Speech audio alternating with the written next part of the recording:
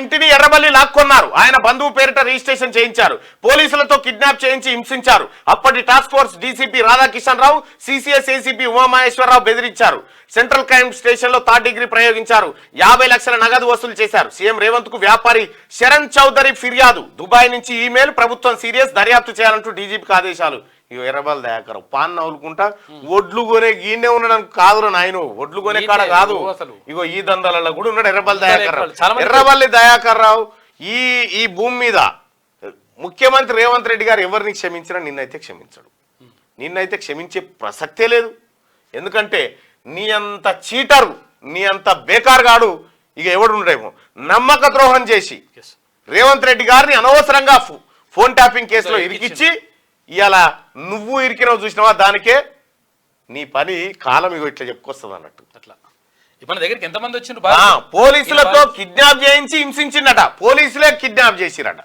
అప్పటి task force DCP Radhakishan రావు వీడు ఆడుండో, వీడిని పట్టుకొస్తే మొత్తం లెక్క దొరుకుతుంది. వీడు ఎవరెవరిని పట్టిండు, వీడు వేరే దేశానికి వారిపోయింట. ఎవడేడికి పోయినా ఎన్ని రోజులు పోతే ఆ ప్రభాకర్ రావు ఫోన్ చేస్తా ఉండట.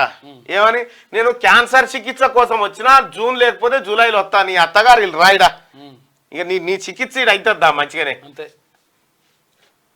ఇగో ఈమెయిల్ ద్వారా ఫిర్యాదు చేసినట్టు ప్రభుత్వం సీరియస్ అయింది. మాజీ మంత్రి ఎర్రబల్లి దయాకర్ రావుపై బీజేపీ రాష్ట్ర ఎగ్జిక్యూటివ్ సభ్యుడు, హైదరాబాద్ బంజారాయిల్స్ చెందిన వ్యాపారి శరణ్ చౌదరి తీవ్ర ఆరోపణలు చేశారు.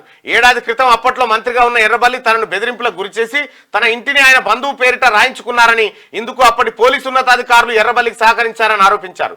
ఇల్లును బంధువు పేరిట రిజిస్ట్రేషన్ చేయించడంతో పాటు తనను సిసిఎస్ లో ఉంచి బలవంతంగా 50 లక్షల నగదును ట్రాన్స్ఫర్ చేయించుకున్నారని వాపోయారు.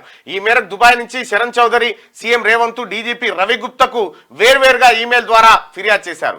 ఎస్ఐబి ఫోన్ ట్యాపింగ్ కేసులో ఆరోపణలు ఎదుర్కొంటూ పరారులో ఉన్నప్పటి టాస్క్ ఫోర్స్ డీసీపీ రాధాకిషన్ రావు, అప్పట్లో హైదరాబాద్ సిసిఎస్ ఆర్థిక నేరాల విభాగాన్ని పర్యవేక్షించిన ఏసీబీ ఉమామహేశ్వరరావు తనను తీవ్రంగా హింసించారని ఫిర్యాదులో శరణ్ పేర్కొన్నారు.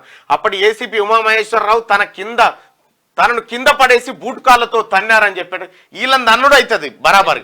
ముఖ్యమంత్రి గారు వీళ్ళని జనానికి ఇచ్చిపెట్టు. ఎట్లా కొడతారంటే ఈ దొంగలని, ఆ ప్రభాకర్ రావు అని దొంగని, ఈ రాధాకిషన్ రావు అంటోడు, ఈ ప్రణీత్ రావు అంటోడు, వీళ్ళంతా లుచ్చనా కొడుకులు కదా తెలంగాణ రాష్ట్రంలో. ఈ తెలంగాణ రాష్ట్రానికి పట్టిన క్షీరపురుగులు అసంటోళ్ళు వీళ్ళని ఏరిపారేయాలి. ఆ ఉత్తరప్రదేశ్ లో అతీక్ అహ్మద్ ఖాన్ కంటే డేంజర్ వీళ్ళు. అక్కడ ఝాన్సీ రెడ్డి గారు భూమిని కొట్టేస్తే కూడా భూమి కొట్టేసే అందుకోసమే వాళ్ళు చూడరాదు.